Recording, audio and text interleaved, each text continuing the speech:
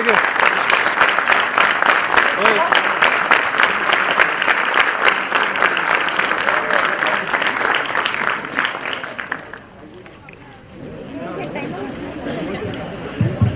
Learning is the passport to the future, and today is your boarding pass. Let's begin the journey with curiosity, courage, and joy. Good morning, one and all. Welcome to this momentous occasion of learning. I am Raj Brahmankar, Student Manager at Balaji Institute of Technology and Management. And I, Anushi Jain, Student Manager at Balaji Institute of Technology and Management, will be your Masters of Ceremony for today. We will ensure that every aspect of this event unfolds seamlessly and with utmost enthusiasm. I would like to welcome you all to Ignite Spark Your Potential guest lecture series. Our guest for today is a remarkable individual who made an impact through his journey. It is indeed an honor to have Mr. Atulaya Goswami, sir, HR professional who is a true corporate leader and a visionary. May I now request Student Manager Sajal Jain and Sai Kulkarni to welcome our guest of honor with a bouquet of flowers.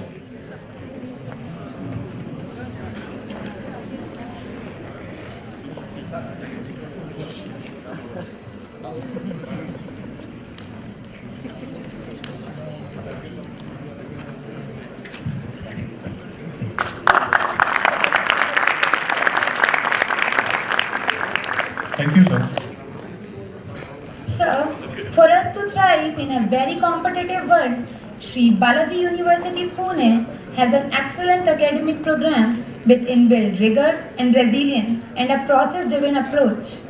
We would also like to extend our greetings to our Chancellor, Sri Balaji University Pune, Professor Paramanandan Balasubramanian sir, Vice Chancellor, Professor Dr. G. K. Shirde sir, Dean, Directors, Deputy Directors, Faculty Members, and to all our student managers. Discipline, dedication, and determination are the three values on which Sri Balaji University Pune provides career-specific contemporary education with strong emphasis on practical training and overall development of the students. Sri Balaji University Pune is very proud of constituent institutes, namely Balaji Institute of Modern Management (BIMM), Balaji Institute of Technology and Management (BITM), Balaji Institute of International Business (BIIB), Balaji Institute of Management and Human Resource Development (BIMHRD), Balaji School of Arts and Sciences, Balaji School of Law, which produced exceptional student managers. The prestigious Times of India B-School Survey has ranked Sri Balaji University Pune as top 12 B-schools in India and ranked top 4 among private universities. Sri Balaji University is known for its 100% placement record as more than 300 companies visit our campus for internships and placements. The intense grooming and maximum learning hour record have enabled our student manager to emerge as a leader in the corporate world. On this gracious occasion, we fondly remember our founder, late Professor Dr. Colonel A. Balasubramanian sir, for his vision to impart quality education to the youth of our country.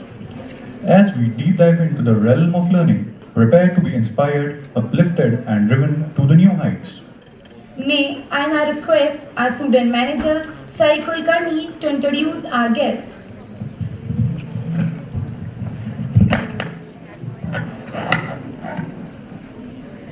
Thank you, Anushi. Good morning, everyone.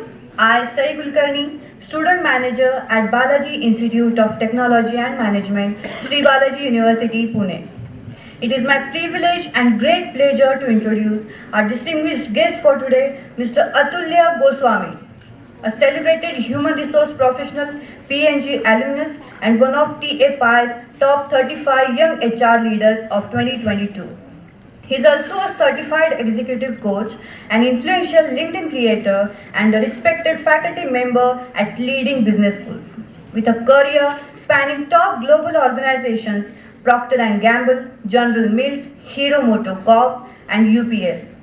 Goswami sir has consistently demonstrated strategic foresight, people-centric leadership, and ability to drive transformation across FMCG, manufacturing, and chemical industries. His contributions have been recognized with honors such as the Global Diversity and Inclusion Award, the National Award for Best Multifunctional Team Member, and the exclusive recognition shares awarded to the top 2% of P&G employees worldwide.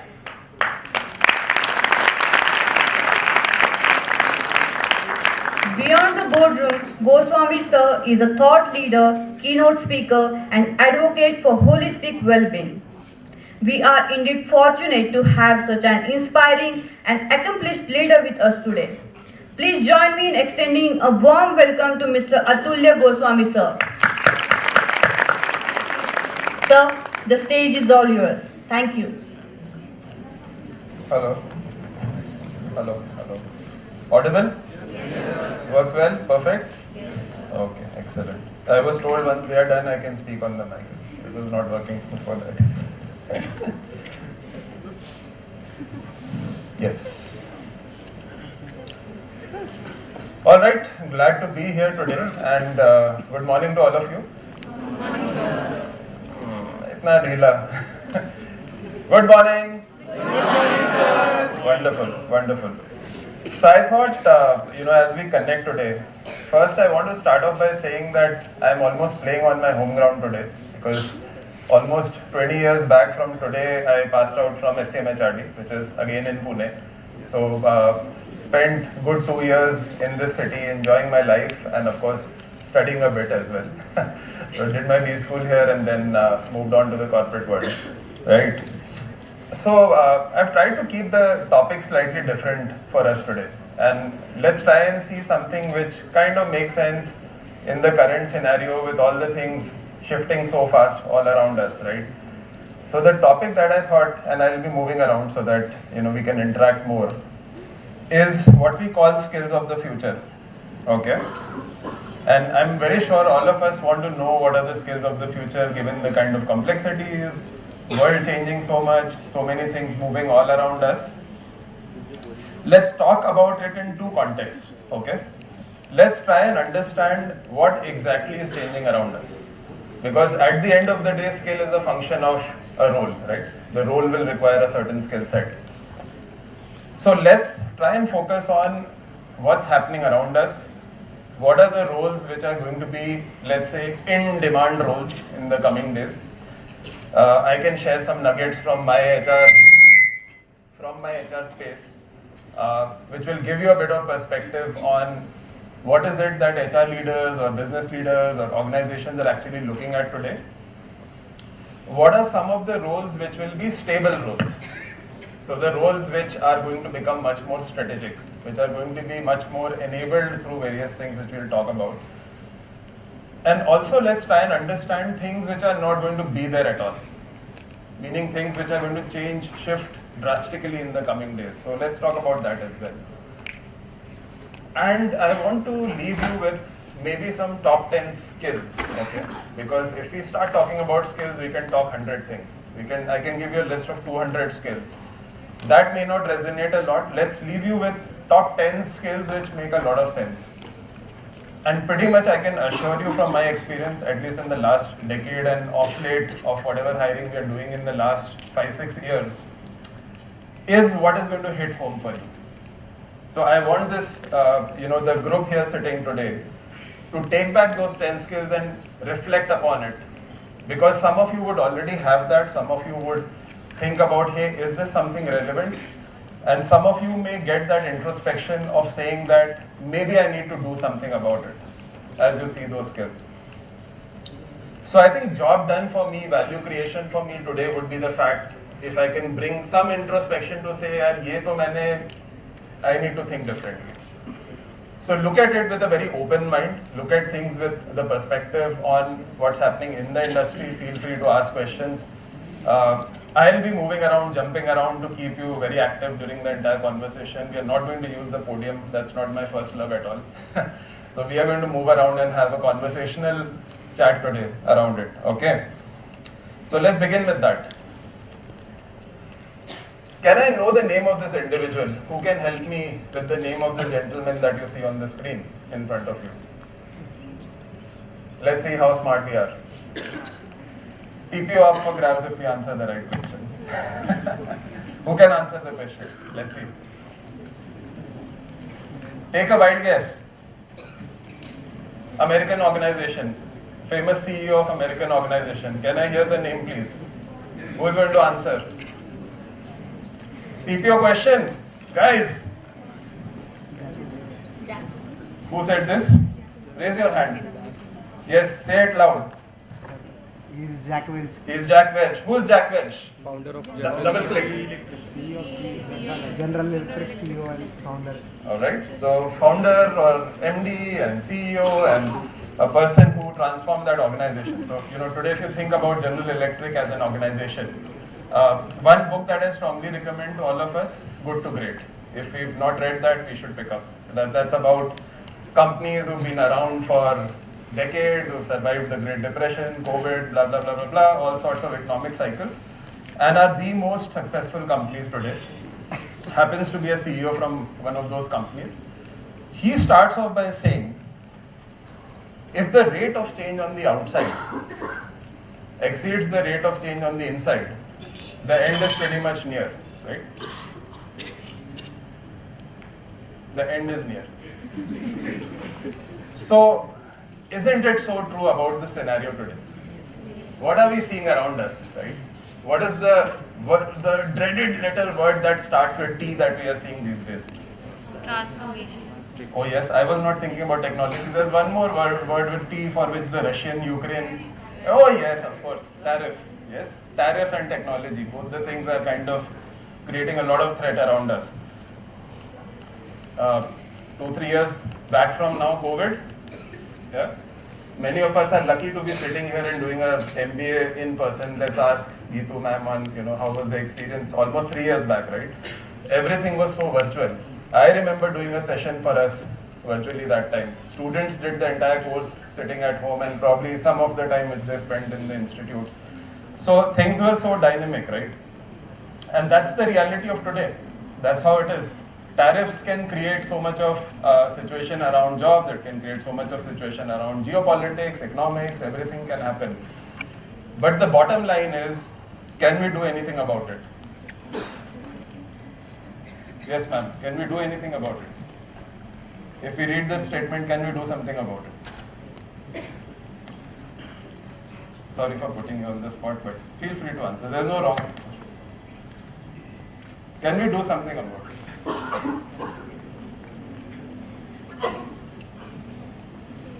What can we do about it?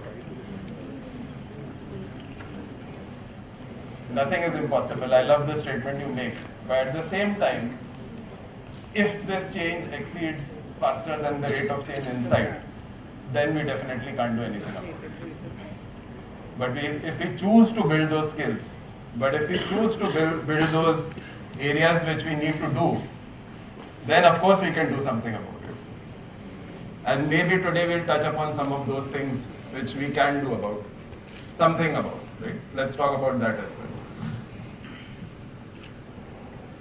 So very clearly, one shift that we are going to see over the years, at least in the next decade or so that we are going to talk of, is what we call the Industrial Revolution 4.0. Anyone? Raise of hands. What have we heard about IR 4.0? What is it? I only knew GPT 5.0. What is this Industrial Revolution 4.0? Who can answer this question? What do you think? Yes, friends. I heard somebody say the right thing. Can you raise your hand and say?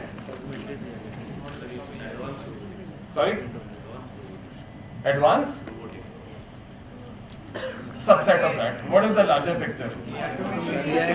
Fantastic. So, can I say digital? Right? Anything and everything that happens in my world today is going to get influenced by digital. Can I say that? Are we seeing that? Are your roles seeing that? Is your education seeing that? Is what you order for food, is it seeing that? Right, so that's the scenario in which we are sitting. So everything around us is IR 4.0. So starting with steam engine, assembly line operations, dot-com bubble technology of those days, now we are moving towards digital. So very clearly, all the roles, all the jobs that you see are going to be having a lot of impact because of digital. And let's talk about that as well in the coming slides. Let's touch upon what are the key managerial roles, okay? What are some of the roles? What is it that is going to remain stable? What is going to change? And what are the things which will actually be redundant over a period of time? So good news, I think all of us sitting here should smile and be happy about it because these are all managerial jobs, okay? These are jobs which become more and more strategic. Companies are going to make the choice of making it more streamlined. So if you see the list there, you'll see HR specialist, you'll see supply chain, you'll see marketing, sales, etc., right? So these jobs are the ones which become much more strategic in nature. Example for you. How many HR folks here? Anyone from HR? Oh, a lot of you. So how much time typically, let's say, if I give you 10 lakh resumes, how much time will you take to shortlist? HR or anyone? It's a generic question. 10 lakh resumes, how much time to shortlist? Arey tukka maar do. This is a very, there's no right or wrong.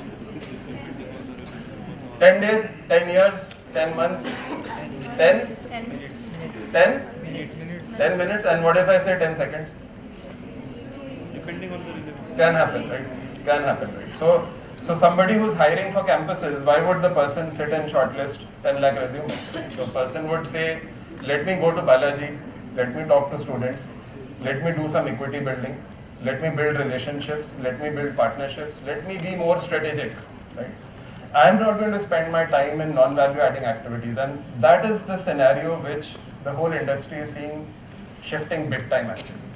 And think about the entire supply chain, from making operations, logistics, engineering, any role that you can think of.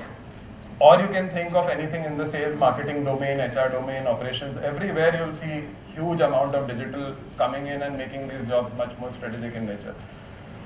By the way, students are also becoming more strategic. How many Gamma AI users here? Jaldi haath niche karna. PPTs you have to make yourself. Right? So unless ma'am has allowed you to do that, right? So even our personal life is becoming more strategic. More, when I say strategy, don't go by the word strategy. All I'm trying to say is we are trying to do it in a more meaningful way. We are trying to use our time more meaningfully versus doing the same repetitive job again and again. Right? So good news, these things don't change, they become more strategic. What are the new roles? What is the area where you see a lot of action? So anything that you see a component of, if you read this, you'll see there is a very common thread connection of technology, digital, analytics, all these things are coming out very clearly. And from my experience of it, I can tell you these are hot skills in the market. So anything in the data sciences space, anything in analytics, anything in the space of cyber, innovation, all these places have become very hot in the market right now. And there's clearly a war for talent. People are struggling to hire for talent. It's very much there. So if these are the spots where you're specializing, if you have anything to do with these areas, these are very solid, hot niche skills in the market. Anyone for explaining what is a OD specialist here? And why would that be such a new and a critical skill? It's just another skill, right? What's the big deal? Why? Sir, Yes, ma'am. sir, an OD specialist basically deals with bringing out some change in organization. So it helps us to strategically align and use some scientific methods to bring out a constructive change in organizations. So because of dynamic nature of the world around us, it's very important for the organizations also to sustain to that change. Let's give her a big hand. So first session where I got the perfect answer of this question. And that's the reality, right? Rate of change on the outside and inside. So organizations also need to change. And organizations, if a tariff comes in and tomorrow Mr. Trump says that I impose 50% penalty on Canada and I'm a company in XYZ country in US and I'm supplying the raw material to US from Canada, margins are going to get impacted big time, right? Cost of your operations has gone up significantly. Now the things running in your mind would be, can there be some other location where I can actually hire talent and do this? So everybody will start thinking very differently, which has an impact on the organization, which has an impact on people, which has an impact on business model, which has an impact on your supply chain. hence there is a huge change for which I have to prepare the organization now. So OD specialist would be someone who would actually anchor that for you. They are the specialists who would help you navigate the entire change strategy, the model, the communication around it. Everything will be done by these change specialists in partnership with, of course, the CEO and all the business and the functions.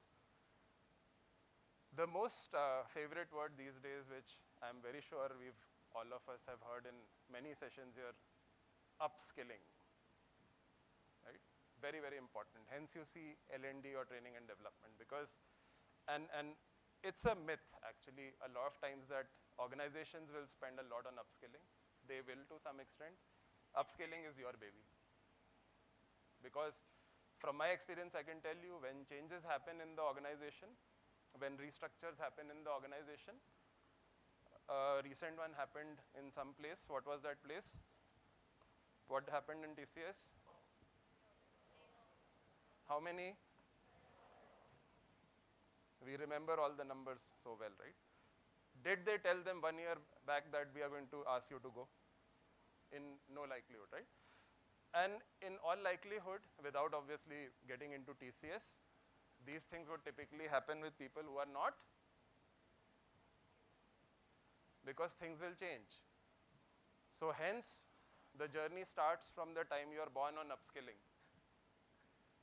but more so in the B school, because you have the climate and you have the opportunity to upskill in the next 2 years here. So this time lost is actually a lot of missed opportunity. Let's put it this way, right? So upskilling is something which is going to continue.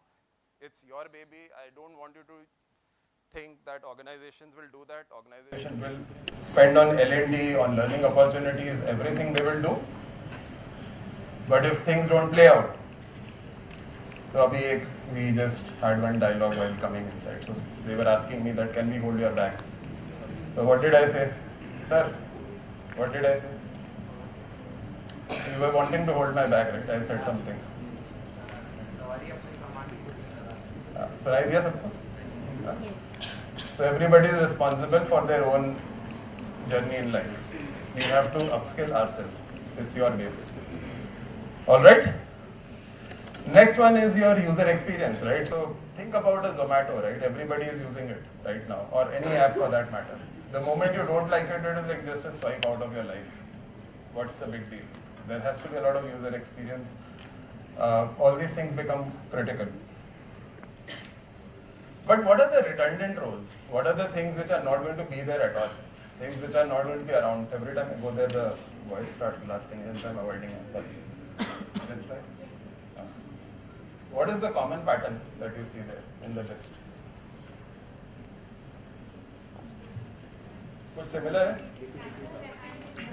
hai? Say that loud. Who's saying that? Repetitive work. Anything else?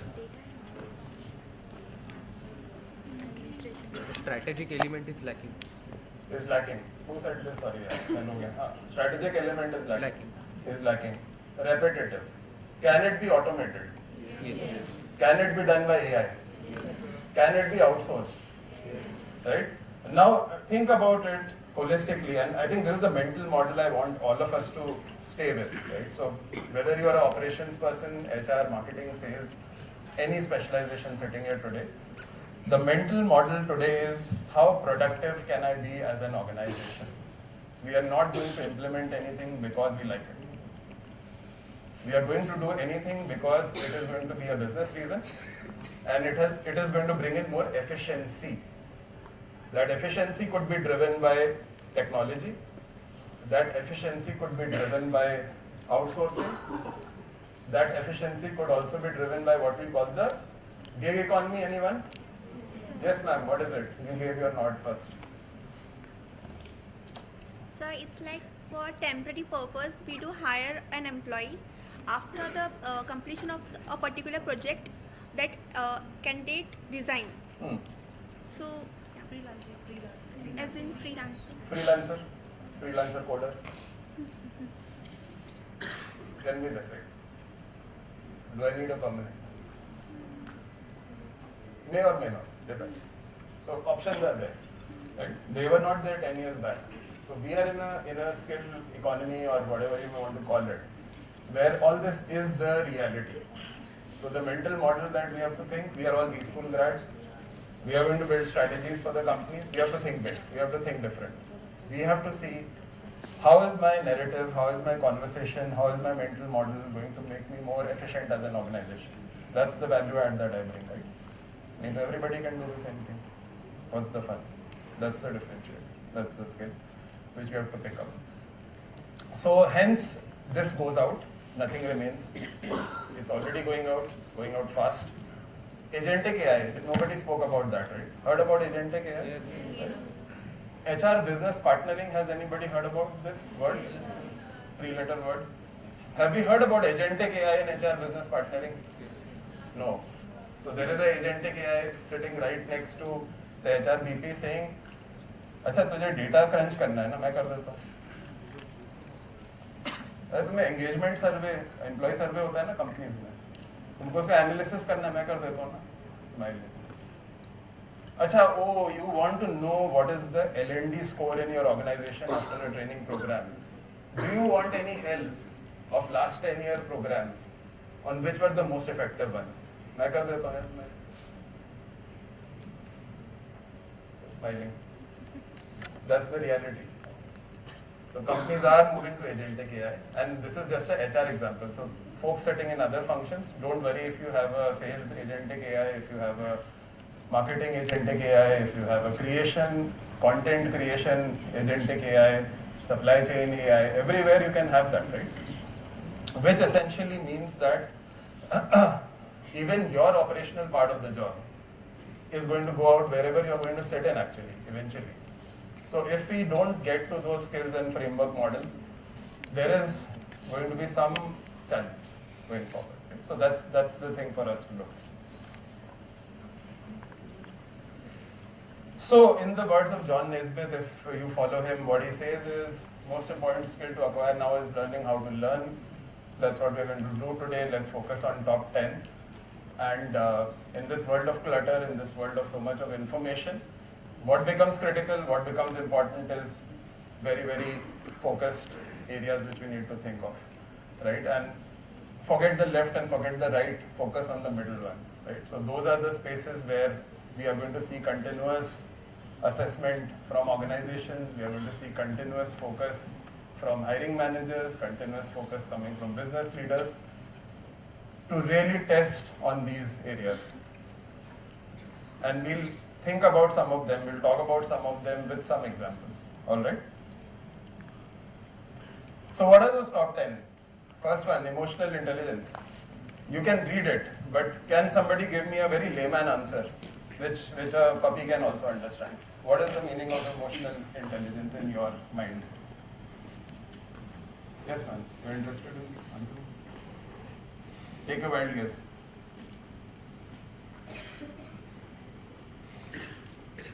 Yes, who will answer this?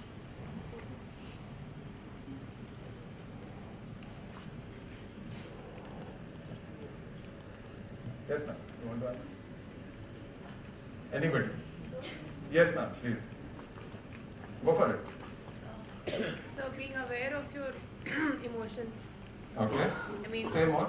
Being able to empathize and sympathize at the correct time. Empathize, sympathize, be aware of your emotions. Yeah. So you said 3 things, right? Perfect. Stress management. Somebody in one of the colleges where I was talking about the same point, somebody said being stable. Being stable. So emotionally stable. I don't know if stable is the right word, but more or less what we're talking here is empathy, sympathy, whatever you just mentioned, self-awareness to a large extent. Always reminds me of Zomato, right? How many Zomato users here? Huh? What are we saying? Many of you don't use Zomato. How many Zomato users? Never use Zomato ever in your life? You have to raise your hand. How many times did your order ever come late? At least once in your life. Somebody said always. You can write to whoever, Mr. Goyal. and you're totally frustrated, right? You go on the app, you're waiting for your food, it's been 90 minutes, food can't be seen, delivery boy is not reachable, nothing is happening. You go there and you say, hey, what's happening to my food? And the response I get is, hope you're having a great day. So that's AI for you. That's technology for you. So end of the day, emotional intelligence is a human play. Right? That's a unique skill which you bring on the table. And I was having this conversation with Aditya today that what if I give you an AI coach and the person sits with you and answers all your questions? He says, sir, feeling nahi aayega. Right? So wo feeling wala jo portion hai na, of working in an organization where your people, of course, will have agentic AI, robotics, everything will be there. But emotional intelligence is a very key component, right? Imagine a situation, you all work in teams, I'm assuming, you all work in group projects. There is one such person who is not emotionally intelligent. And how difficult it can be to partner. And I can tell you from my experience that this skill not being there kind of always overrules IQ in an organization. I have seen tons of examples, and I'm talking some cream B schools, I'm talking about some real smart talent coming, which I've worked with in multiple organizations. People just don't grow because they can't have emotional intelligence. A question ये आएगा यार, emotional intelligence is very easy for you to come and say these two words, emotional intelligence, कल से हो जाते हैं, होंगे कैसे? That's the next question. So first things first, I think it's a request. I urge you, please go on internet. Please pick up something called Clifton Strengths Finder Assessment. Okay, please take a note of this. It is going to tell you your top 20 strengths that you have. But more so, it will tell you your top 5. And I can tell you those are very relatable. The moment you arrive at those 5 strengths, you will actually start feeling कि यार ये तो मैं ही हूँ. And if you are not able to relate with it, ask somebody else. Do you see this as a strength in me? Because whether you are a HR director or whether you are a student, everybody suffers from imposter syndrome now. What is it?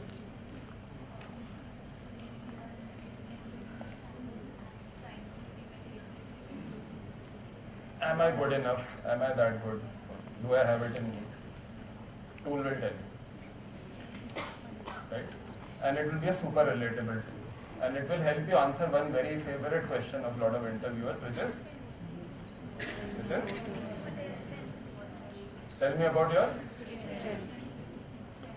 your strengths. Self the open question is this. You can talk a lot of things. Strengths.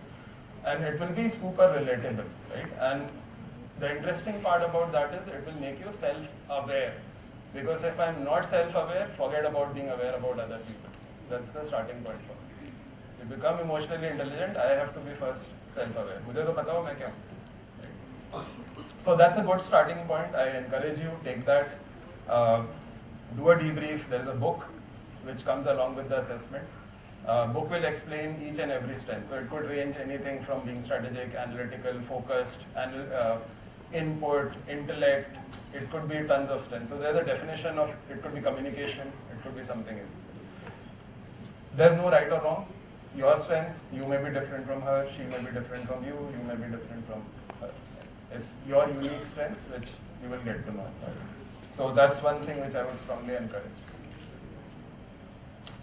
Can I have the name of this gentleman? The screen name and the real name. Sherlock Holmes to screen name ho gaya, real name. Benedict. Yes, fantastic. So analytical and critical thinker, right? All our case studies, all the work that we do in the institute is going to throw a lot of opportunities for us to become analytically strong and critically strong.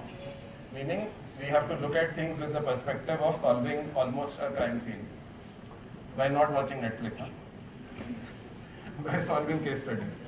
So that's one thing which each organization is actually going to look like. Right? So many companies give you those real life case studies and they want to test you on your critical thinking and analytical thinking. And this is the mental model which we bring as these school grads. एक दो सारी कर लेंगे. बार बार ये question पूछना है अपने आप को, एमबीए में अलग क्या है? alag hai. If we can't think with the mental model, then we are just like ABC. That doesn't help. Right? Alright, our very favorite friend from the movie Three Idiots, who talks about growth mindset. New word, very big word. We've heard it like tons, thousands of times. What is it actually? And trust me, it's not about new skills only. It's about your holistic development as professionals. Right? You see a gym in the institute, you see games in the institute. I'm assuming we have meditation and opportunities to do various other things on well-being. It's actually a mindset shift. It's a complete mindset shift. And if you ask me, when I was doing my MBA, somebody asked me this question in one of the sessions, that if you were to talk to your younger self, what would you do differently? I tell them, I will MBA dobara karna, because I missed out so many opportunities. There's so much of ecosystem environment around you which actually can help you build a growth mindset. You have all the things around you. This time doesn't come back easily. This becomes more and more difficult as you enter the corporate world. This is a very strong foundation stone, or the area where you can pick up right away, right now. So I would suggest think about it slightly differently. It's also about being predictive, right?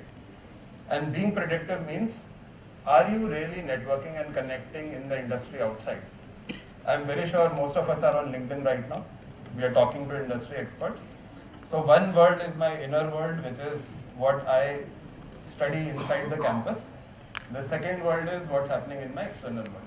How are things changing in HR, supply chain, marketing, finance, etc., etc. And how do I become more predictive on saying, where is my industry heading? So those are the skills which will only come with the growth mindset which you see there. Who's the gentleman that you see down there? Almost one of the richest people on the planet. One of the most richest people. Can we say that, sir? Right? That's a growth mindset. It's not required. If you go inside Bill's brain, Netflix, richest guy, no requirement. But that's the sharpening of saw that you see there. And I'm very sure if he can do it, many of us can find time. There's nothing called time management, it's all priority management. This is a very big roadblock as you enter the corporate world as well. A lot of times we stop reading, we start thinking, hey, let's take experience, that's the only thing. It's a mental model again. Growth mindset is a mental model. Physical, emotional, mental, academical, if it's the right grammar, everything is equally important. All the boxes have to tick. All the things are equally important. Because one thing affects the other. Right? Relationship affects work, health affects work, mental health affects work, emotional health affects work. If I'm not healthy anyways, it affects everything. So, end of the day, the mindset that we're looking at here is, we have to look at it in a holistic basis. When you hear the word growth mindset, it's not about, I should know everything about HR. You will never know everything about it. It's the mindset shift to say, what can I do differently to constantly learn? That's the mindset. If I am a HR professional, the most common question I get in the market, in any forum that I attend, ma'am, today is, HR people don't understand business. So can you live in the world today where you say, I am a HR professional but I don't understand business? Similarly, if I am a supply chain person, can I say I don't understand marketing? If I am a salesperson, I don't understand HR. By the way, HR is everybody's business. Correct? Easy thing, I tell him, I have to keep this here. Most easiest thing. Can you do it for me? You are saying yes, but 10 people will say no also. So getting the job done from people is going to be a skill, which is at the end of the day. So the point here is, growth mindset in the whole circle of saying that how is this entire ecosystem of the school going to build me a complete professional, because all these skills will come together at the end of the day. Yeah? All right, judgment and decision making. So very clearly a skill which you should constantly test as you do. Most of the work which will happen in the industry across is going to be judgment. And if you are not thinking critically, if you are not thinking analytically, whatever skills we spoke of, if you are not thinking with emotional intelligence, are we going to land with the right judgment? Mushkil hai, right? Difficult. So the gentlemen that you see there, a lot of judgments taken on many companies. Many of them you see are unicorns there. And somebody incidentally also said, sir, nano ki baat nahi kiya, nano to fail ho gaya tha. Yes, of course, judgments will go wrong as well. It's the hit rate. How many hit rates am I getting to get the judgment right? That's what it is. Business is becoming more complex. CEOs will get a problem statement of saying, can you build a high-performing organization? That's the problem statement I'm trying to solve. Right? 3-letter word, high-performance organization. Iska matlab kya hai?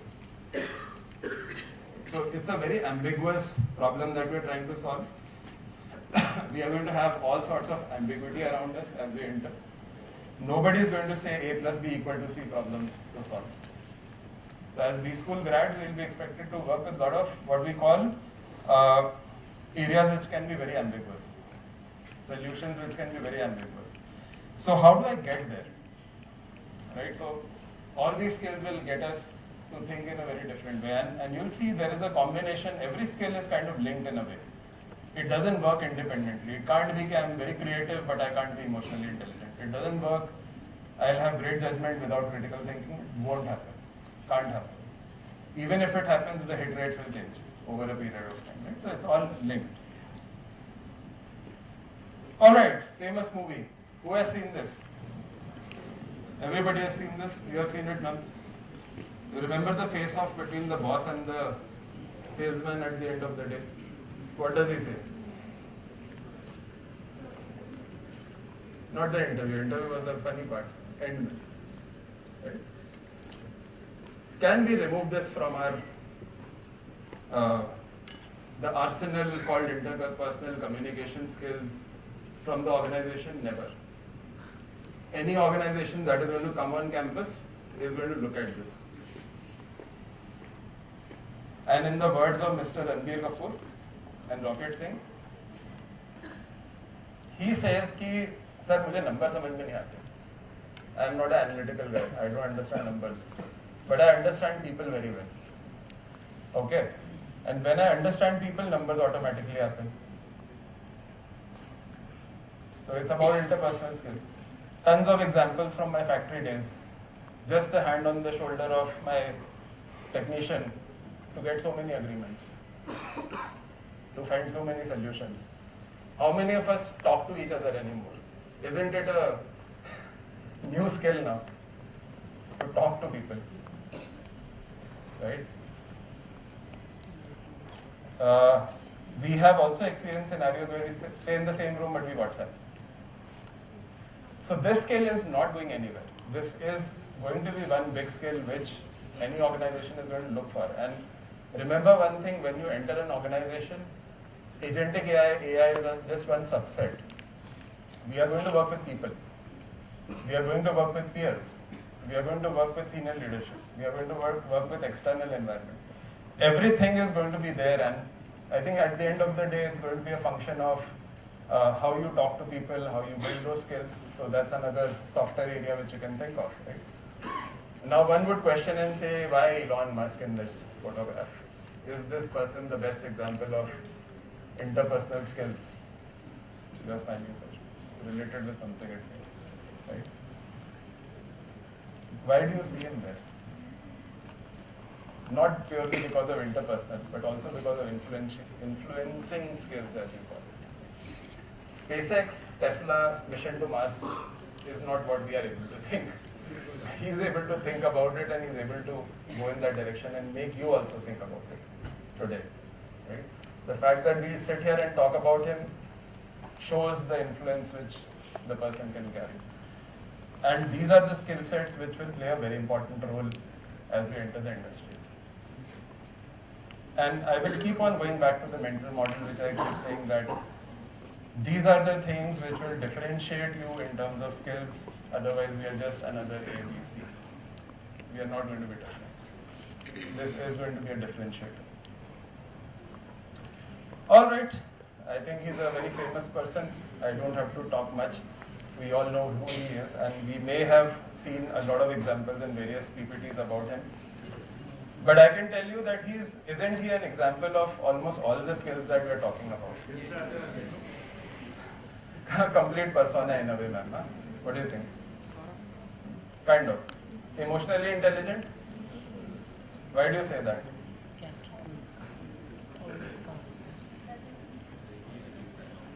Doesn't lose his temper. Creative person? Can he be creative? Dhoni review system, have you heard this? Alright. Leadership, though, I think is pretty known, right? So he is one person in one statement if you have to talk about leadership. And this is one area I'm very sure a lot of us would have got bored of hearing leader banna, you have to become personal leader. But trust me, friends, this is the #1 skill which every company is going to look for. Whether you want promotion in the company, whether you want to grow inside, outside job, inside job, without leadership, nothing is going to work. Right? And it is in two forms. One is your personal leadership, how you handle yourself as a leader, self-leadership as you call it. And the second is going to be people leadership, which is knowing when to, I'm assuming Pune, of course, I have studied in Pune, it's almost like home ground back to me. This is the most famous desk these days in Pune. Sabko pata hoga, bolega koi nahi. Lot of the drinks is there in Pune? Not there? So typically in a large lounge kind of a setup, you have a balcony and you have a dance floor. So a leader would know very well when to be on the balcony and when to be on the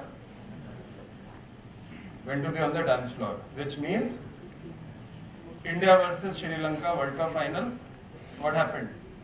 Yes, sir. You follow cricket? What happened in that final?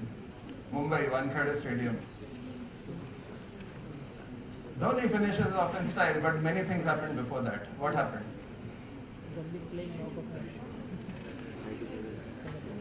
What did this guy do differently in that match? Why did he do that?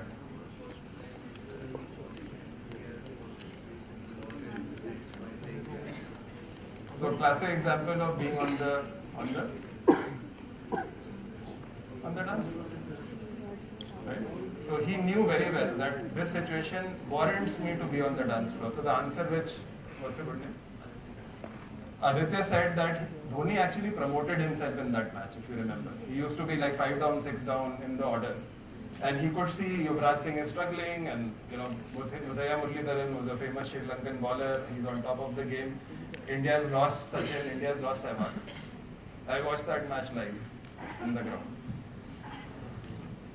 What does he do? He comes, promotes himself up the order because he knows how to play the bowler, right? Now many would question ye fail bhi to ho sakta tha, but that's where the leadership came into play. So he promoted himself, he came on the dance floor, and he decided to dance on the dance floor. But most of the time he would be the guy who would be on the balcony as well, which means giving expression to people to play. Let people express themselves, right? That's what made him what he is. That's the combination. And very clearly for you, your opportunities are going to be your PlaceCom, it's going to be your festivals, your academics, committees, various CRTs. There are a lot of things which will happen in the campus, sports committees, participation in multiple things. Are we sitting on the back seat or are we going to be the leaders there? I think that's the question which you have to think of. Because leadership is not something which you are born with. Many would debate and say, "Ye interview ka question hai. Leaders are born or made."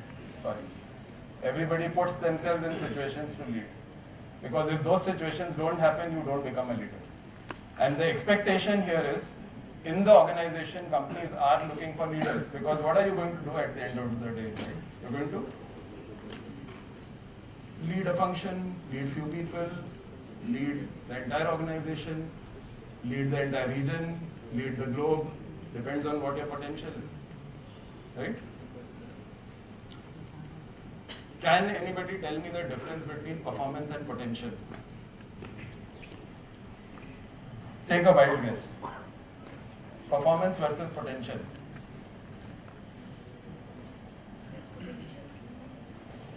Yes, ma'am.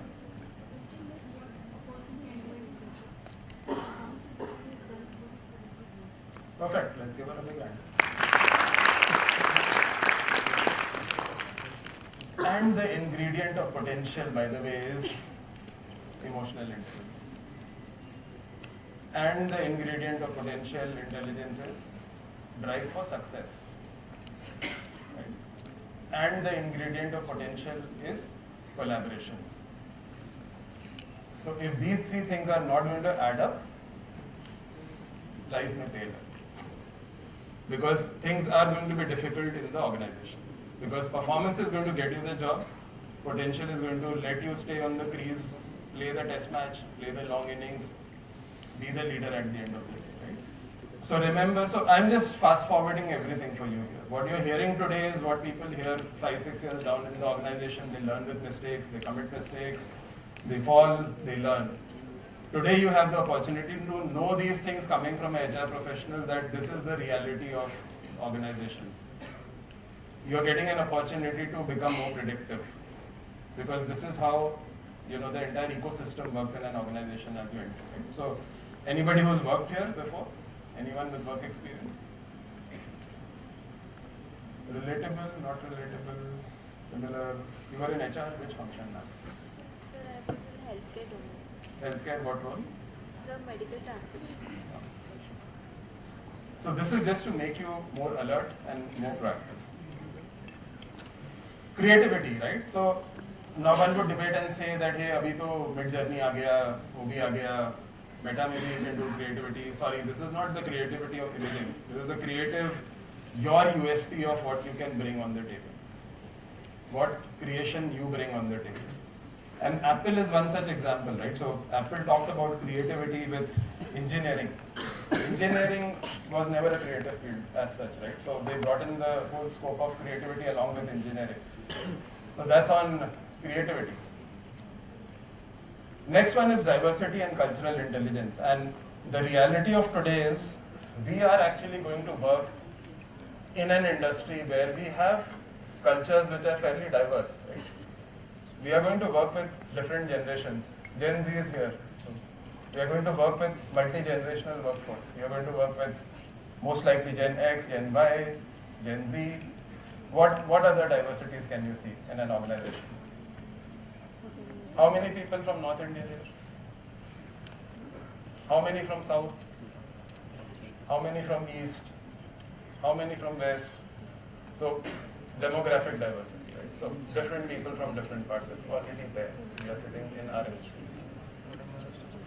And add to it the whole piece of companies talking about women in workforce, which of course has been there for a long time, but now companies are more deliberate about doing it from a gender perspective. Think about LGBTQ+, right, community. So you'll have people from the community. You'll have people who are disabled. They will be part of the workforce. You will have people who are veteran army folks. You may have army widows. AVA is what we call it now, right? Army Widows Wife Association. So we've hired them in the past. Right?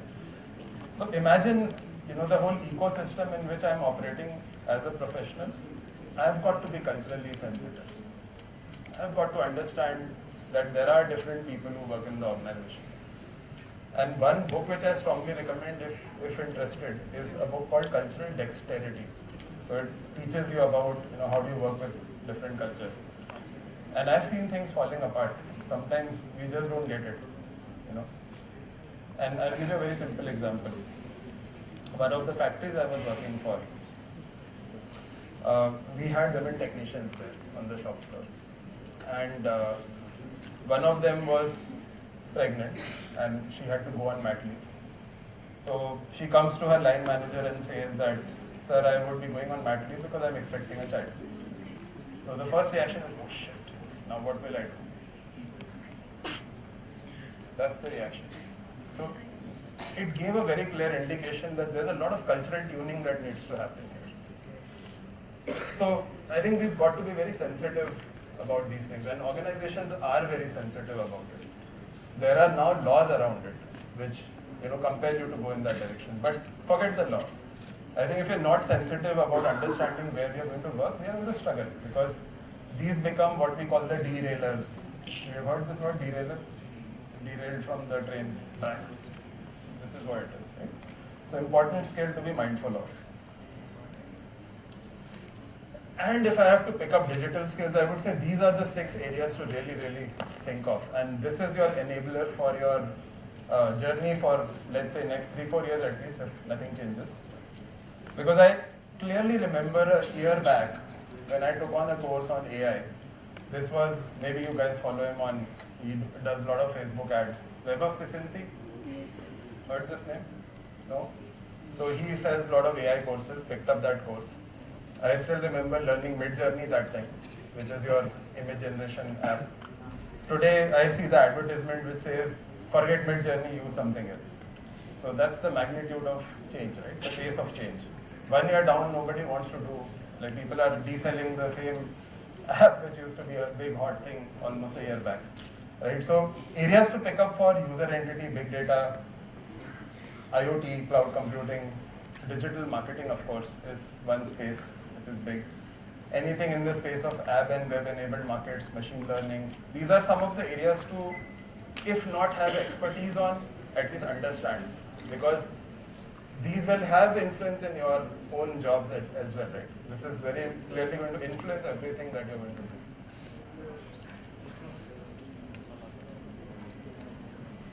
And last but not the least, my favorite question. How many Nokia users? Oh. How many Nokia users? 1, 3. How many Apple users? How many Android users? Abhi sare haath, including myself. Right? So what changed? What changed? How many of you were Nokia users? What changed? Technology changed. Android came in. iOS came in. Did the organization change? Are you ready to change? Yes. So this is not a company example. This is a real example. Forget the name. Remove Nokia. Put any name there. Doesn't make any difference. The essence of the statement is, if I am not ready to move faster than the outside world, changes are still going to happen. And I'm going to get steamrolled in that change very easily. If it can happen to a giant like Nokia, तो हम लोग किस case की मूल्य है? Sorry, a very UP statement, but that's why it is, right? So, if the rate of change in the outside exceeds the rate of change on the inside, and going back to where I started, the end is near. Hence, success is relative, skill building is relative, upskilling is relative. Every skill that you see there is very critical for us. And everything is interconnected. We can't say we have one of it and we are succeeding in everything else. It's never going to happen. It's going to be a combination. Think about yourself as a persona who has mix of all these skills. Is going to make you not only job ready, life ready. We are here to talk about life skills. We are not talking about something to just get a job. Job is only going to be there to address your professional aspects. But what about the other areas? Everything is so linked. Every area dimension is so linked. Everything that we are going to pick up, professional, personal, family, everything is so important. Right? So it's a mix of everything. And the important thing here to understand is this: embracing the change is going to be absolutely uncomfortable. It's not going to be easy. But we've got to be ready to play the game. It's not going to be easy to wake up at 5 and hit the gym. It's not going to be easy to wake up at to wake up in the night and finish the assignment sometimes, many a times. Maybe. It's not going to be easy to uninstall Netflix during exams. It's not going to be easy to do many things. But the point is, people who will pass that will stand better chances, because change is going to be uncomfortable. If you can manage with all that, great. But if you can't, change is going to be uncomfortable. And when you enter the organization, it becomes excruciatingly uncomfortable to deal with change. Okay?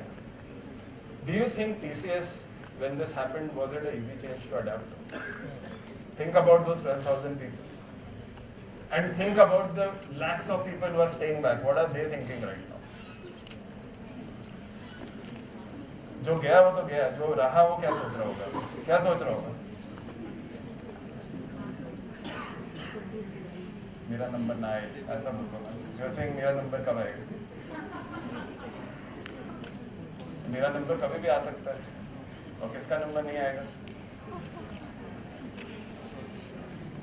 Simple. A plus B equal to C. Such a easy thing. Not really. Everything has to come together. Of course, we are not denying the fact that there is a luck around it. There are a lot of things we don't control. But what do we control?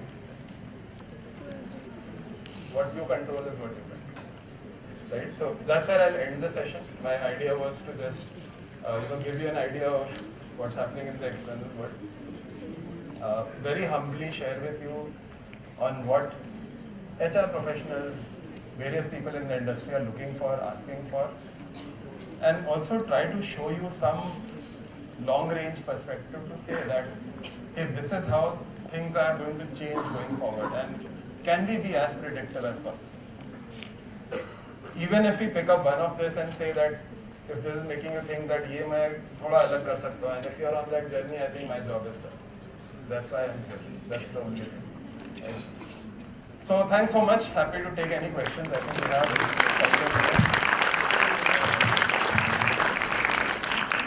Now the house is open for questions. Only easy question. Huh?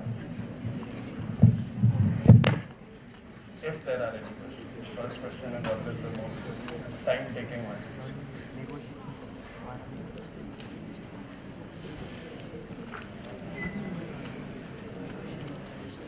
All clear? Yes, sir.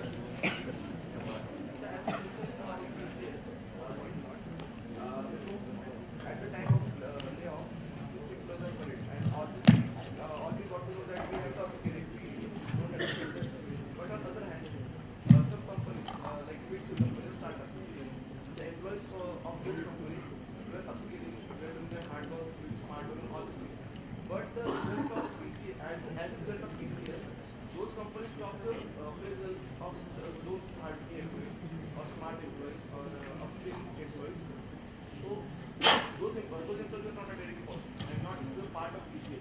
But as a result, they have to face that. And we know that in future we also have to face this kind of situation. So how do we deal with that situation, and also how those employees are should deal with that situation? Okay, so one question for you before I answer this. Will you start hitting the gym if he goes from tomorrow? He is your best friend. On let's say, I don't know if you are. I'm not. Let's assume he is your best friend. Tomorrow he decides to quit his job. Will you leave the company?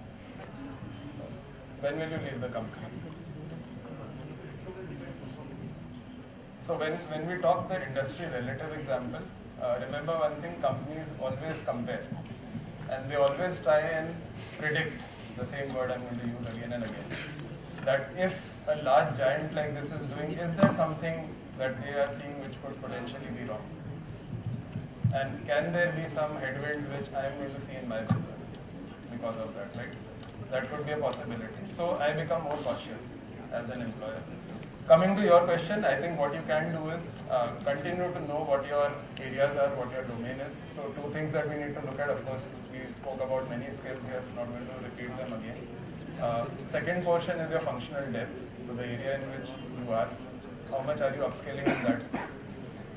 Please don't rely on organizations to do that for you. I urge you to take off that hat to say that organization ने मुझे train नहीं किया. They will do it because you have to do the job. But futuristically, you need to know what are the right skill sets, and all the tools are available in the market. So let's take a very simple HR example, right? So how many of us use AI in HR? If I ask the question, many of them would not be knowing, right? So how many use cases are you aware of? Are you spending something to learn that area or not? So you have to understand where the world is moving. You can still lose the job. You can still lose the job. Because if the company is not doing well, company is going to be efficient. But if you're top talent, less chances of losing the job. If you're high on potential, less chances of losing the job. Even if you still lose the job, there is somebody else who will hire you. So your upskilling is eventually going to land you up somewhere which is the right thing. So that's the answer for you. You can't control what you do. What you control is inner circle.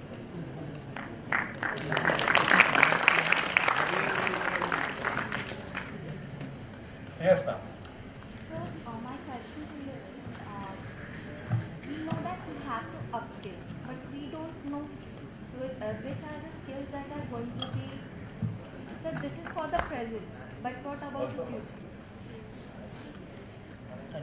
And in terms of technical skills, there are and the second question is, being a student, we have multiple things to do in our whole day, and we are actually struggling with what to start with and what to, even if we don't have time, what to leave. How can we navigate through? तो बिल्कुल वो गीता का question पूछा. So basically, priority management. And a lot of people would say, and I'm not doing a wordplay here at all. A typical HR way of saying I'm not going to do. We manage time. Time cannot be managed. Controversial answer. You can only manage yourself. There's nothing but time management. In your list of priorities, if you were to classify them as A being the topmost category, B being slightly lesser, C being the least important, can you map that for your entire day and your week? Can you do that exercise for me? I challenge you to do that exercise in a humble way. Not pushing you to do it. It's your choice. Can you make a list of that? And then can you start from C and say, ये मैं कर क्यों रहा हूँ? ये question पूछो. But ये मत बोलना ये session क्यों हो रहा है? वो तो होगा. That's what the complicated part is, because we have to contemplate many things before diving into it. Correct. So in that many, what is the order of priority? And how much is the time which I can manage within my circle of influence?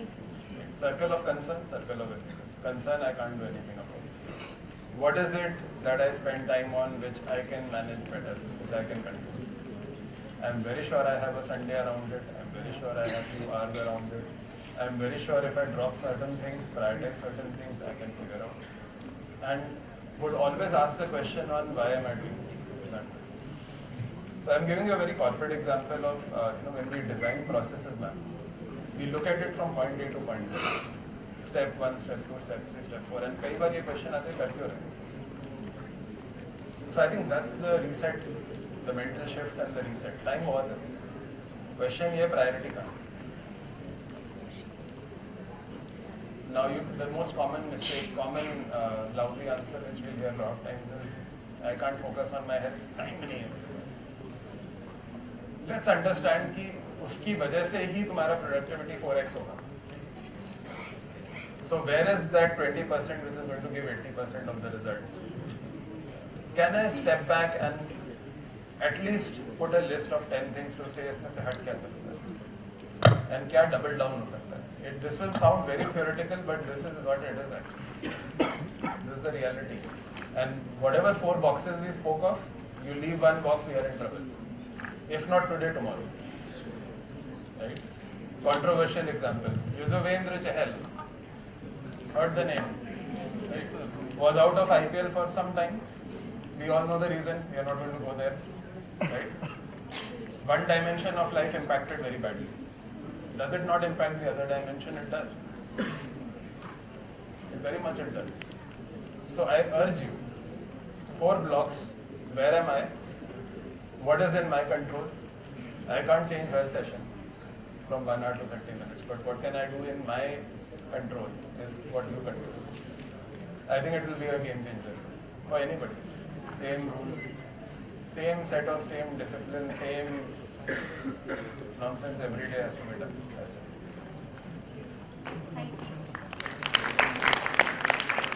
Yes, sir. It seems I will ask a very difficult question.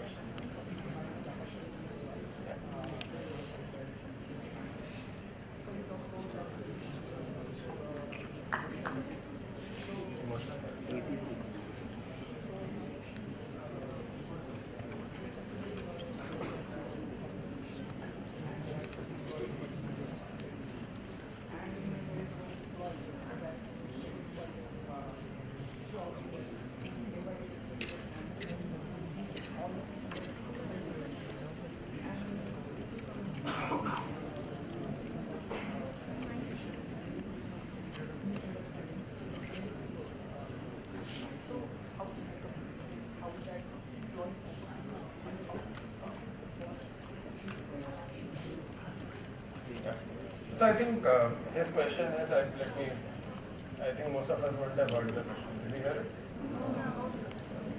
Only heard it. So, Mike, why don't we just announce it? Well, keep it short. Okay, the question was that if you have an employee in an organization who's suffering from bad emotional health, mental health, how do you handle that situation if some blame comes on that employee? Miscommunication, right? Power of connectedness. So if I have to form my opinion based on somebody else's judgment, I have failed as a leader. I would have my own org sensing, right? And that's where you see collaboration and the connections and the interpersonal skills, right? How many times have we heard about leaders who are not approachable? Many of them are not, right? And then that's how you pay the price. So either the individual pays the price or the organization pays the price, depending on who the person is, right? So first thing is connectedness. Is the person connected enough to have their own viewpoint, or they are only relying on certain things? I'm answering your question. It's a valid question. Second thing is fact finding. Are you going to be factual or are you going to be emotional in terms of action? If there is a complaint, there would be facts. What are those facts? Those facts have to be checked. Those facts have to be validated. There should be enough data to suggest that there is a mistake. Data तो होगा ना? कुछ तो होगा. It can't be ये खराब है तो खराब हो गया. ऐसे नहीं होता ना. So data has to be there. All that has to come in. And then there is something called, typically in an organization, a 360-degree feedback. 360-degree, which means I work with peers, I work with boss, I work with subordinates, I work with friends, I work with XYZ. What is the behavioral pattern of this person in terms of attitude? ये पहली बार हुआ है कि हमेशा से होता है? So I'll find the pattern. Pattern, data, facts, my interpersonal connectivity. All these things have to lead me to take a word starts with J. What? Take a judgment. Another space. Doesn't come if I don't know the other things. Right? So that will get me to answer.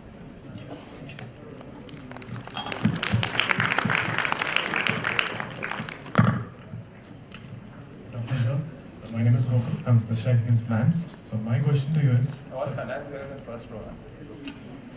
So you briefly spoke about mental model and we were introduced to this mental model through a book.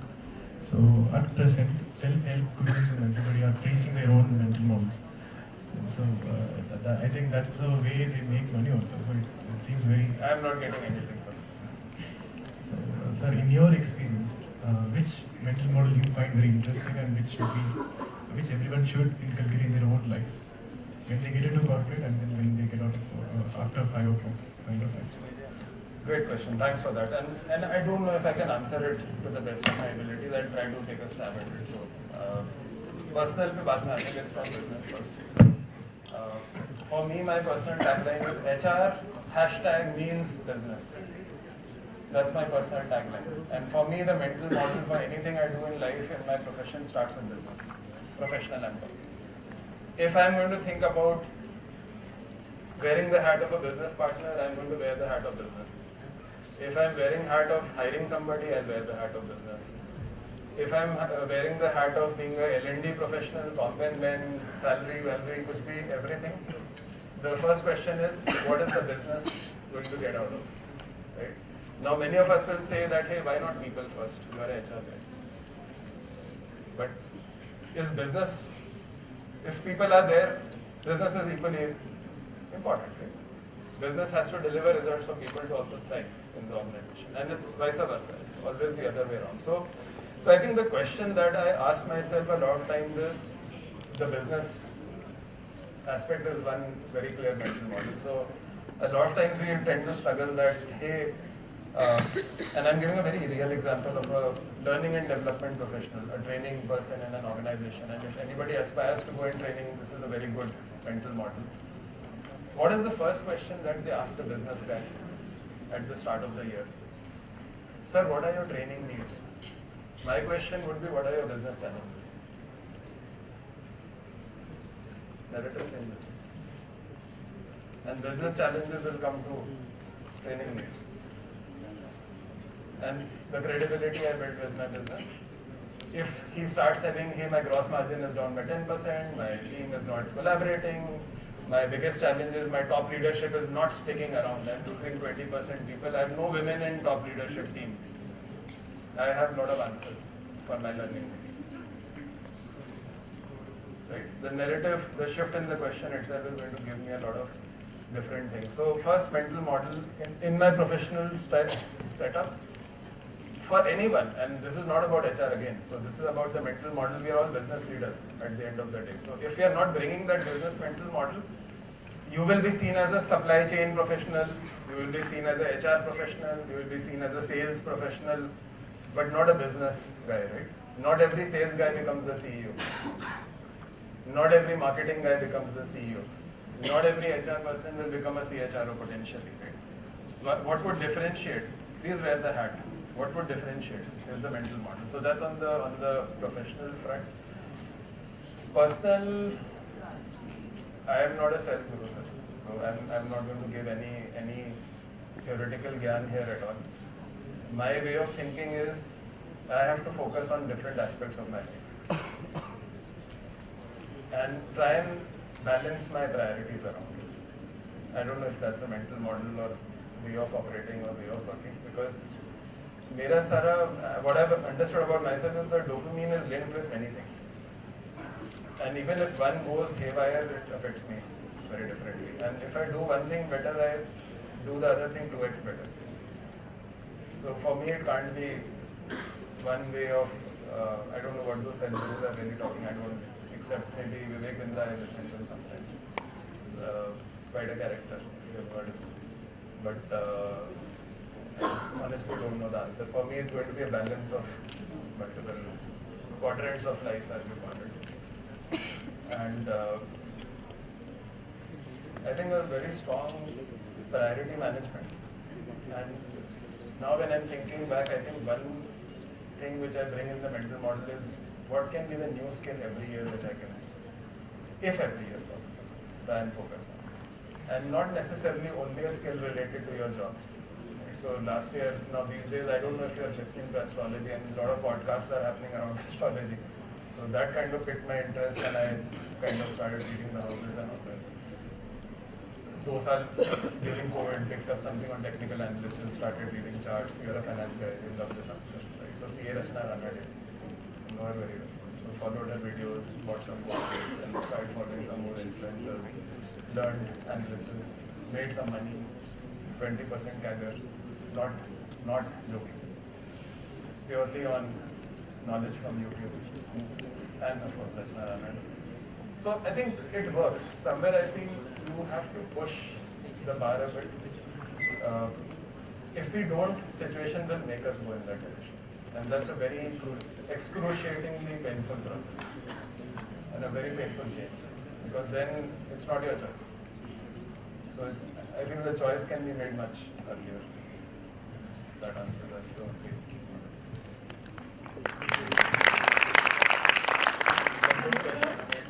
Very different. Hello sir, my name is Kashish Kashwan and my question is, how does HR evaluate the candidates whether they possess a growth mindset or the critical thinking skills? So mostly they do it with case studies sometimes, right? And many a times they also do with what we call the psychometric assessment. So there's something called a predictive index tool. Maybe you can Google it and check that as well. So PEI, predictive index, is one tool, and these skills can be measured with questions also in the interview, but a lot of them try to do psychometric assessments. And then if they get to know something about you through the psychometric, they ask those questions to check your calibration. If this person is looking very strong on collaboration, can you give me an example from your B school where you collaborated with a team of 3 people and finished a project? So how you answer the question, how you share the examples, they will get us. Critical thinking, largely it comes through the psychometric. I don't think there are specific questions, but sometimes you may hear questions like, PNG used to ask a very specific question on things and act decisively. So they used to call it the competency, which they used to measure. And one question which used to be asked a lot is, tell me about the most difficult decision of your life. Because when you take difficult decisions, you're forced to think in a very critical way. You will always try and see the positive, the negative, you will try to understand. And again, when this question comes to many people, the first reaction is, yaar, maine to koi difficulty aise dekhi nahi like. That's the first reaction. So, ho bhi sakta hai, but what is difficult in your definition may not, what may not be in your mind may be difficult in somebody else's perspective. So what is your thing is your thing. So knowing those examples, trying to think with that hat can help. Psychometrics is where they do it. Predictive index is a good tool. You can look at that. So campuses mein काफी use होता है. And for senior leadership they do many other tools which are not relevant here. But if I have to suggest one, look at predictive index.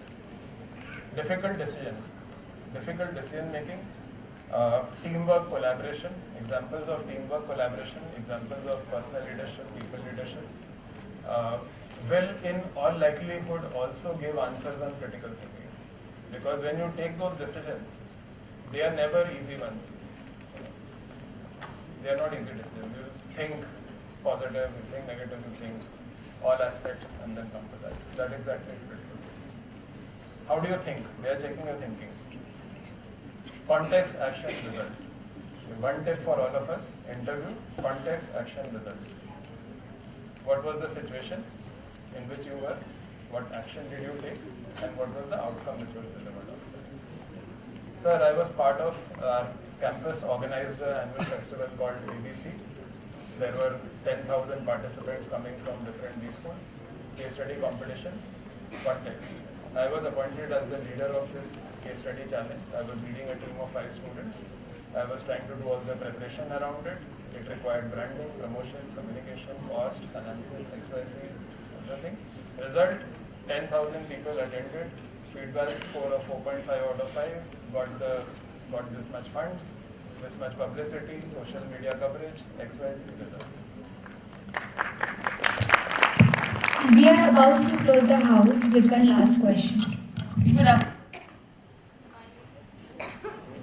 Hello. Good afternoon, sir. My name is Kushi Meghani, student manager from VIMM HR. Sir, I want to know that nowadays people are more choosing hybrid work and remote work. So how we can assess the emotional intelligence of an employee virtually as an HR? उसमें ज़्यादा test होता है. Because and you're right. So I think it's a fair point. And in fact, if I go in my context, when you say virtually, they still come to office. It's not that they are permanent work from home, unless it is like 10% of the workforce. Very funny example of it. If I don't switch on my camera all the time, am I emotionally intelligent?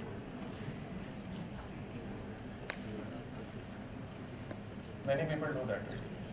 And then they expect the boss to know everything about it. How will the boss know whether you are working or sleeping? And companies are smart. bosses are smart, HR is equally smart. They are all there to outsmart, right? So point is there are different ways and means. None of the organizations typically have a 100% hybrid model. Very few of them, maybe 10% or 5% of the jobs. What we have is what we call the 4 Cs, right? So connect, create, collaborate, celebrate. So there are moments where you get the employees in the office. Because what's the fun of working in organization A and not feeling the culture of that organization? घर से बैठ के तो नहीं होगा, घर से बैठ के एक certain portion नहीं होगा, the work part of it. So when those interactions happen, you get to know. Let's also understand you still talk to people, whether you work virtually or whether you work in person. Interactions still happen, feedback still happen, performance management still happens. Your behavior comes out still when you talk to people, and it's a lot of factors in your behavior which even in a hybrid setup can tell a lot about you. I just gave you one example, right? And those are not good situations to be in. And then at the end of the day, of course, performance appraisal happens and all those things happen. So it happens, people get to know. I don't think it's a difficult thing. But it's slightly difficult. And hence, these are the things which organizations are keeping in mind when they do the hybrid model. They want to make sure there is a certain face time that happens, because you don't get to know it. I don't know if that answers or not, but that's how it is.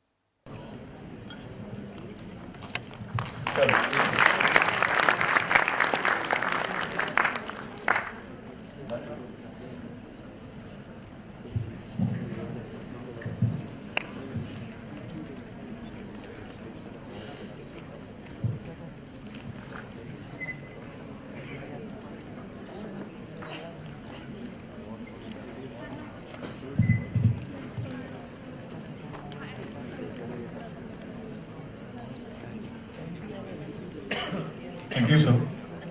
May I now invite Senior Corporate Relations Officer, Balaji Institute of Technology and Management, Sri Balaji University, Pune, Professor Geetu Garyani ma'am, to felicitate our guest of honor with token of appreciation.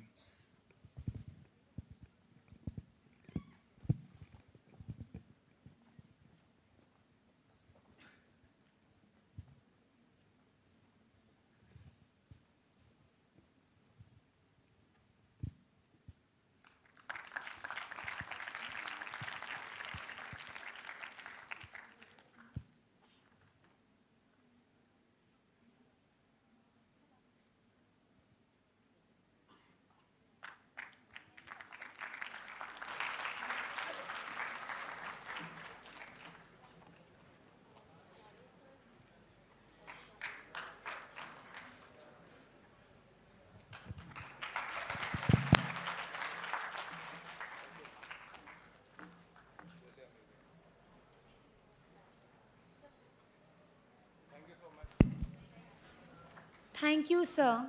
May I now call upon the stage our student manager, Shailaja, to put forward a vote of thanks. Thank you, Anushri and Raj. Good afternoon, everyone. I'm Shailaja Shah, Student Manager at Balaji Institute of Technology and Management, Sri Balaji University, Pune. I am truly honored to extend my heartfelt appreciation to our distinguished guest of honor, Mr. Atulaya Goswami, sir, for gracing our university. Your insightful perspective have broadened our understanding and encouraged critical thinking. Sir, your contribution to shaping the future leader is invaluable. Allow me to underscore the salient insight distilled from this enlightening session. Emotional intelligence and become self-aware. Active learning and growth mindset will result in higher achievement. Leadership skill and people management skill. Embrace change, which will be an opportunity to grow and innovate, and many more. Let this be the catalyst for future venture. With deep gratitude, we celebrate the success of today's session, knowing that the inspiring and motivating thoughts will resonate in our endeavors, propelling us towards new heights. We are grateful for your generosity in sharing your time and expertise with us today. Wishing everyone a great day ahead. Thank you. Thank you, everyone. Hope your day is filled with little wins, big smiles, and moments worth remembering. Thank you.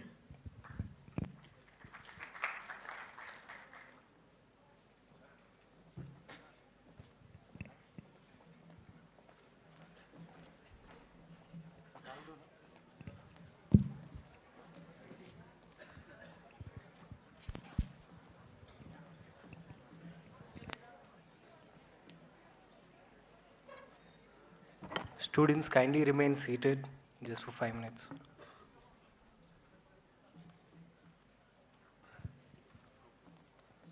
Senior student managers are requested to register their feedback and then leave the audience.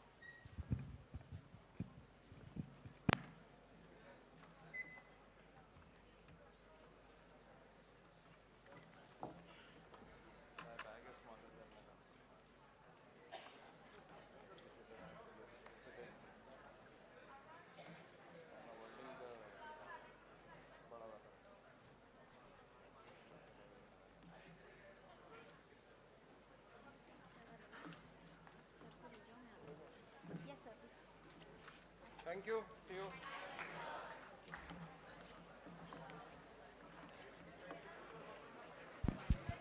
Student managers are requested to register their feedback. Please give your feedback first and then leave. Please. The session has basically, it is ended before time, right? All those who are leaving, please go back. The doors are closed again. Give your feedback and then leave. It will hardly take 30 seconds. And then leave. Close the door quickly. Everybody, back. Back, everybody.